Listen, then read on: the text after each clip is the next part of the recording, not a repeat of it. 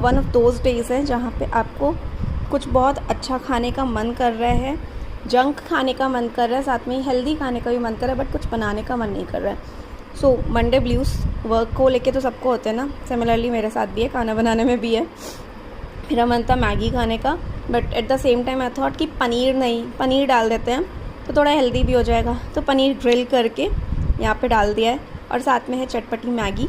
और अब ये खाएंगे। बहुत ही क्विक वाला फूड था, जितनी देर में मैगी बनी उतनी देर में पनीर ग्रिल हो गया। इसमें बस थोड़ा सा गार्लिक पाउडर स्प्रिंकल किया, इट्स वेरी टेस्टी। चलिए खाते हैं, एंजॉय करते हैं।